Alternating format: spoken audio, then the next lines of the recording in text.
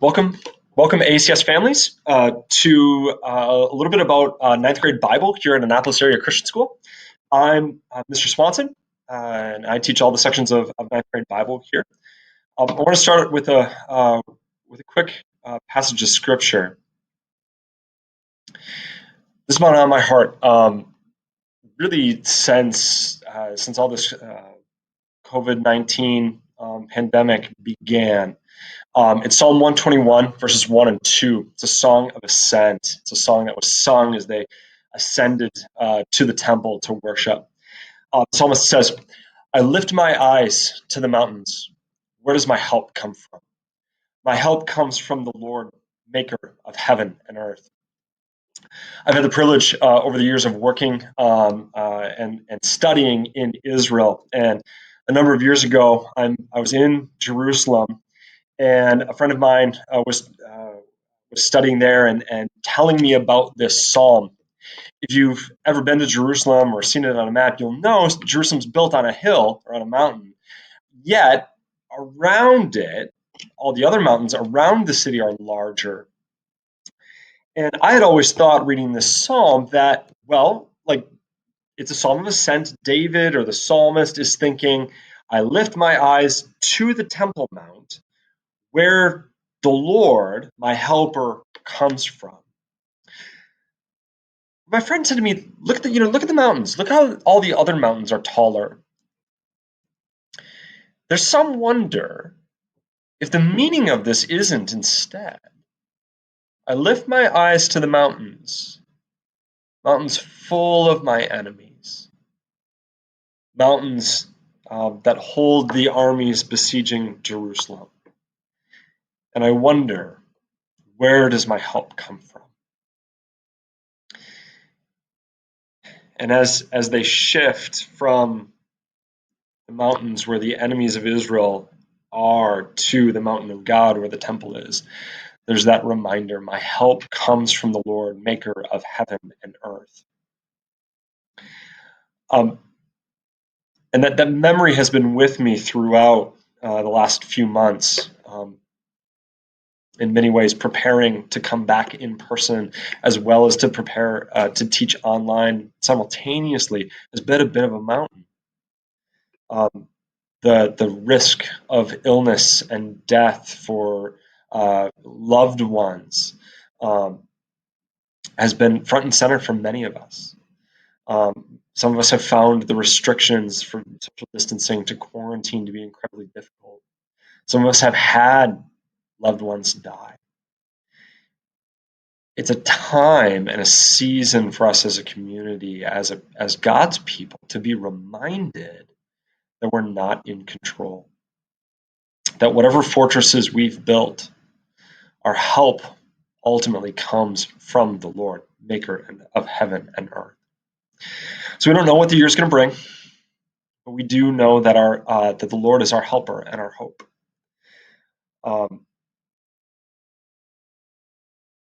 So I just wanted to encourage you and encourage us that whatever happens, the Lord is with us. We're in this together, and by God's grace, we're all on the same team, pushing towards, Lord willing, a unified goal. So, like I said, I'm Mr. Swanson. I teach ninth grade Bible here. This is my family. Sorry, I'm going to move you out of the way here. My wife Stacy and I just celebrated our 6th anniversary, and our daughter Ellie just turned 3. I guess this picture is a couple months old, but that's them. I'm a graduate of Moody Bible Institute and Gordon Conwell Theological Seminary.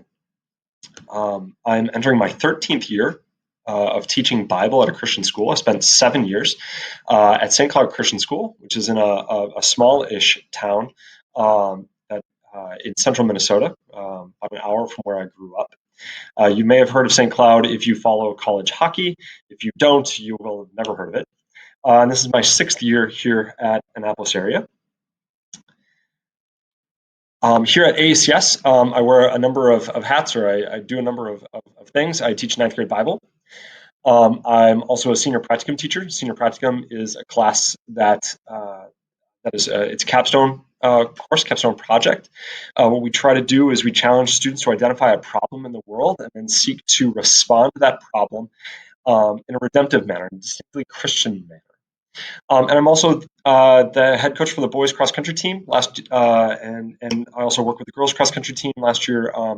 Was part of the girls coaching staff for the first time, and been coaching cross country running for 12 years now, which I love. My wife and I also work for Royal Servants Missions Trips, which is a division of Rain Ministries. Our trips in general are 6-week intensive discipleship and missions training and experience.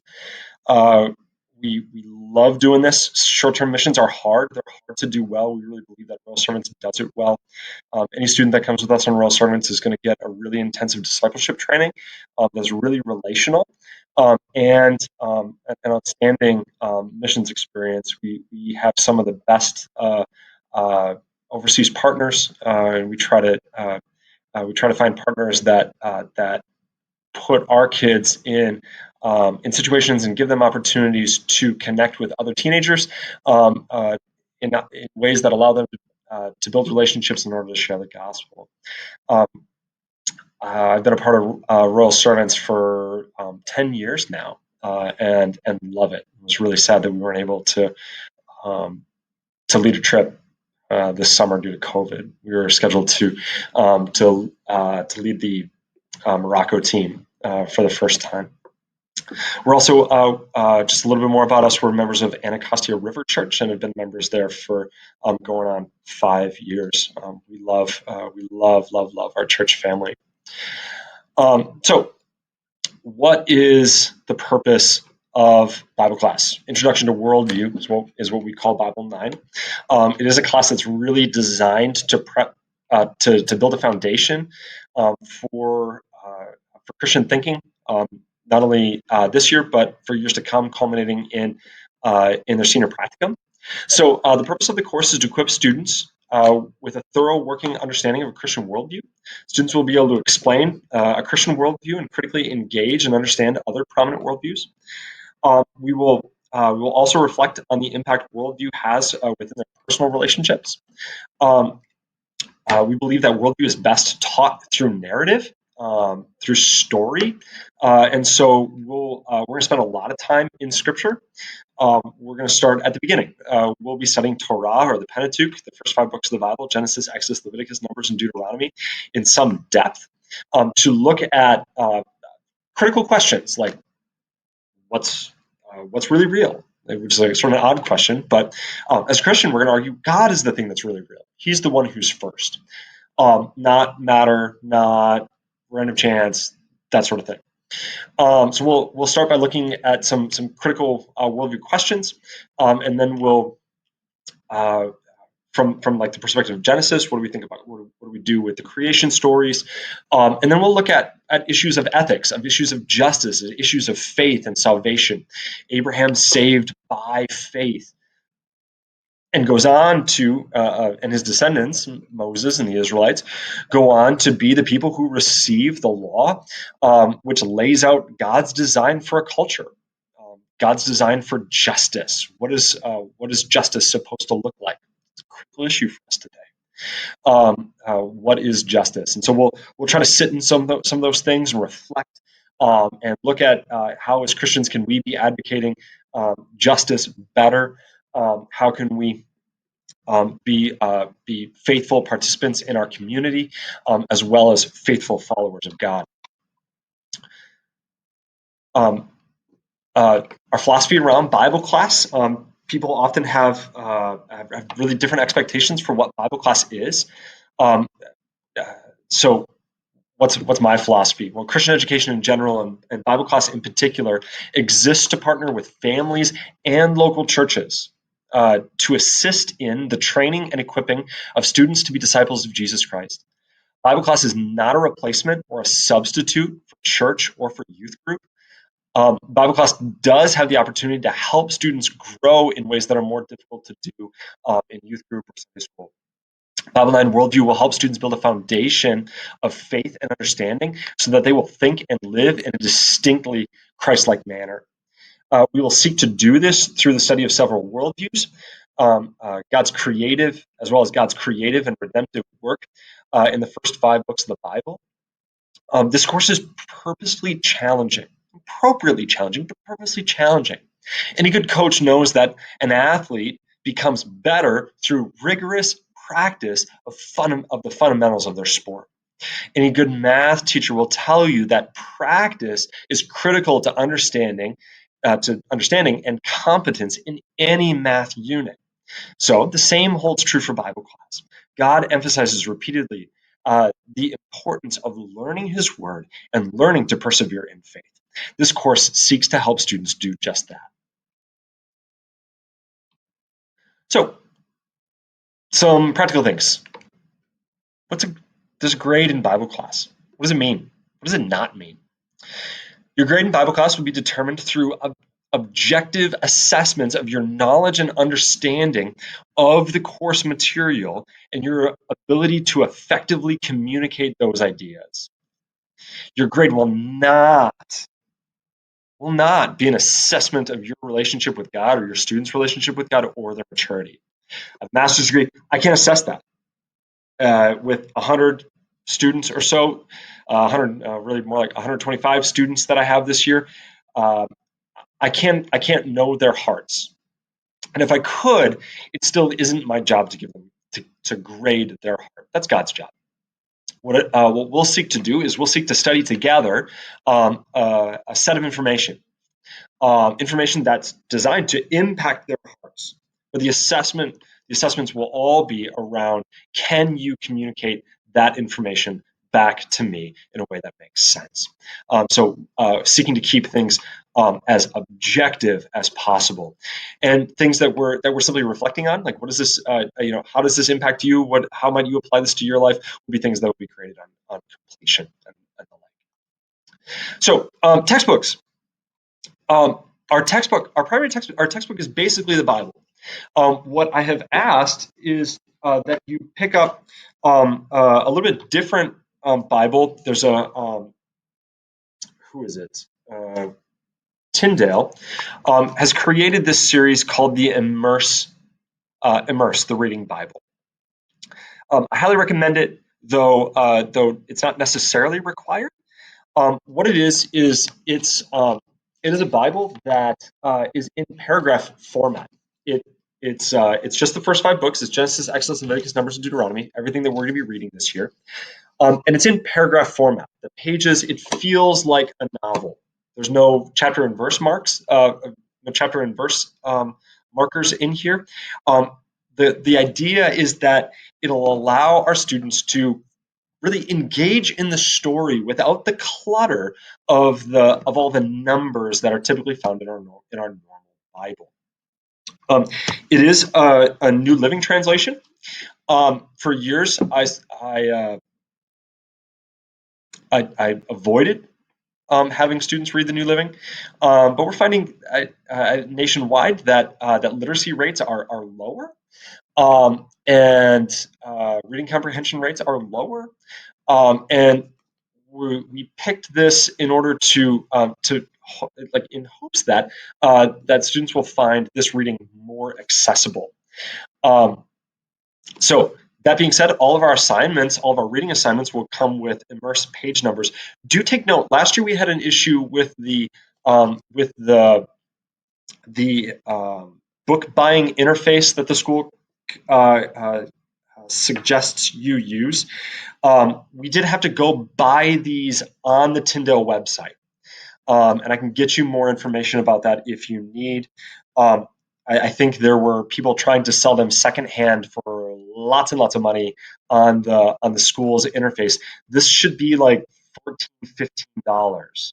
So if you're finding it costing a whole bunch more, make sure you look up Immerse the Reading Bible and purchase it off their website.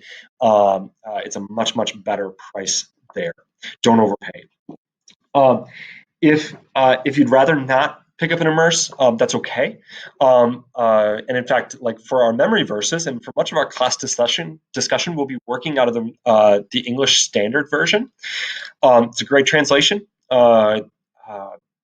Students will have like access to a full. Students will want to have access to a full Bible for class as well. The English Standard Version is recommended. We'll practice our memory verses each day in the English Standard Version. So for memory, I highly recommend using it. However, students are free to use whichever translation they like, or whichever translation they prefer for their homework and their memory. Here's the ones that I would recommend.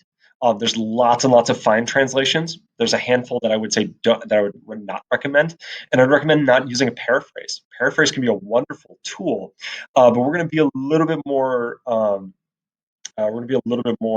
precise than what a paraphrase would give us.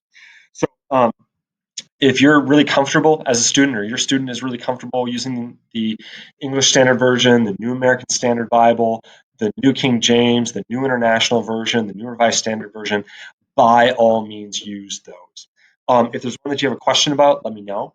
But highly recommend both the Immerse and an ESV and English Standard for class.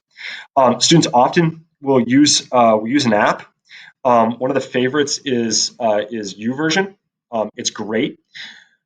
Just want to make note, there is no. I'll get students who will say, "Oh, I don't know what I studied. I studied the YouVersion translation of the Bible." None of the apps have a translation of their own. So make sure you click. Your student is familiar with where they can pick their version and use a known version.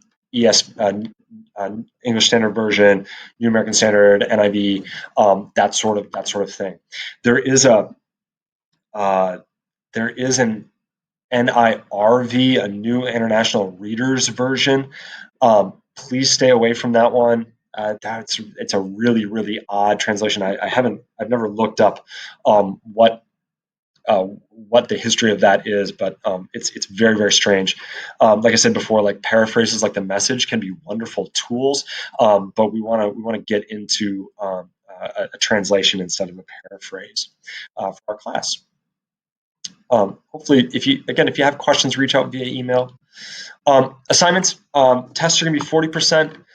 Memory quizzes, we're going to have a memory quiz each week. The first block, obviously not the first day, but after that, the first block of each week, we will have a memory quiz. We're going to do some memorizing of some definitions around worldview first, and then we'll be into scripture, memorizing portions of Genesis 1, Genesis 3, Genesis 12, Genesis 15, Genesis 17, here in quarters 1 and 2. Our homework will be around. We'll do a lot of reading, so we're going to read like larger chunks. So like in Immerse, Genesis 1 to 11 is about 16 pages of reading. So that'll be one of our first assignments, is to read that. And there's a reading guide.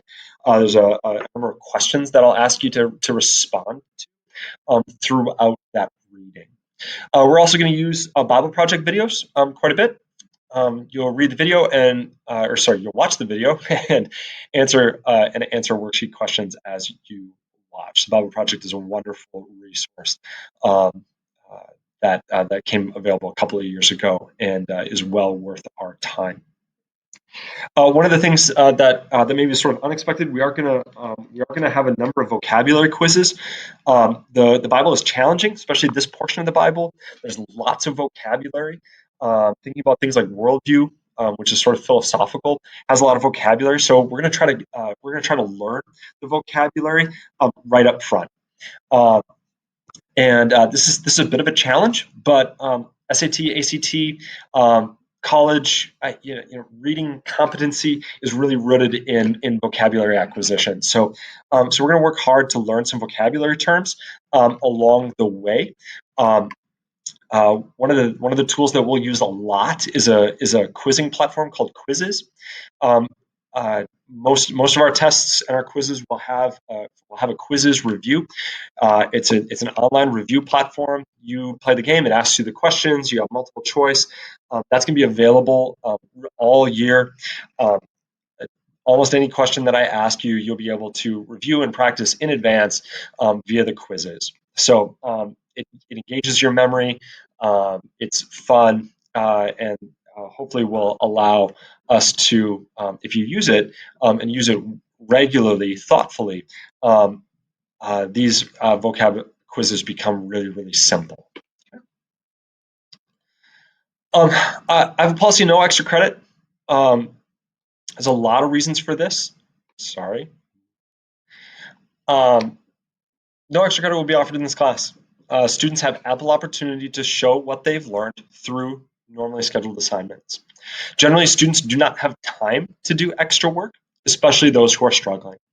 So in general, extra credit serves to artificially inflate grades, often grades that really don't need to be inflated, and which makes it both unnecessary and unhelpful. I went through most of my schooling as an undiagnosed dyslexic. I was diagnosed in my last semester of graduate school. Um, and school was really hard. I loved learning, but I didn't do very well because of my learning disability. Um, as one who struggled, I didn't have time to do a bunch of extra credit. So if you feel like you have time to do extra credit, you probably need to work harder on the assignments that I've given you. That is, I think that's all I've got for you. What you'll find on the what you will find on Google Classroom and on Veracross is a course schedule, which lists all all the homework assignments, all the tests, all the quizzes, when they are, as well as what we'll be doing each week, what your reading assignment is for each week. It's really, really helpful. Get it in your calendar, in your planner, in your iCal, whatever you use to organize yourself. Parents, by all means, please, if you're interested in joining our Google Classroom so you can follow along, please do. Please take note of the course schedule that's on Veracross and Google Classroom. It's really, really helpful. Just staying on track, not falling behind, is vital to your success. So, would love to get to know you in person. Hopefully, this was helpful. Hopefully, I didn't ramble on and on for too long. You know, what does it mean when a preacher looks at his watch? Absolutely nothing. So I'm sure I've rambled on forever. But love you. God bless you. Look forward to meeting you and having a great year with your students.